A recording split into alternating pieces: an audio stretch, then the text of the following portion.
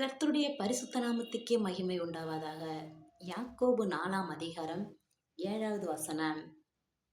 ஆகையால் தேவனுக்கு கீழ்ப்படிந்திருங்கள், பிசாசுக்கு எதிர்த்து நில்லுங்கள், அப்பொழுது அவன் உங்களை விட்டு ஓடி போவான். தேவனை கர்த்தர் நம்மளை பார்த்து என்ன சொல்றாங்கன்னா, நம்ம கர்த்தருக்குள்ள நம்ம இருந்தோம்னா எந்த ஒரு பிசாசும் நம்மக்கிட்ட நெருங்கவே நெருங்காது. கர்த்தருடைய ஆவி நம்ம கூட இருந்துச்சுன்னு வச்சுக்கோங்களேன், பிசாசு நம்மளை பார்த்து பயந்து ஓடிக்கிட்டே இருப்பான். இப்போ நம்ம அவனை பார்த்து பயந்து ஓடுற மாதிரி இருக்குது. பிசாசுக்கு இடம் கொடுக்கவே கூடாது. பிசாசுக்கு இடம் கொடுக்காதபடிக்கு தேவனை கர்த்தர் நம்ம இருதயத்தில் வாசம் பண்ணும்போது எந்த ஒரு பிசாசும் நம்மக்கிட்ட நெருங்கவே முடியாதுங்க. அதை தேவனை கர்த்தர் நம்மளை பார்த்து சொல்கிறாங்க. முதலாவது தேவனுக்கு நம்ம கீழ்ப்படிவோம். நம்ம தேவனுக்கு கீழ்ப்படியும் போது எந்த ஒரு பிசாசும் நமக்குள்ளே வரவே வராது. அதுக்கு நம்ம என்னங்க செய்யணும்? அதிகாலையில் இருந்து அப்பா கூட பேசணும், பைபிளில் வாசிக்கணும், ஜெபிக்கணும்.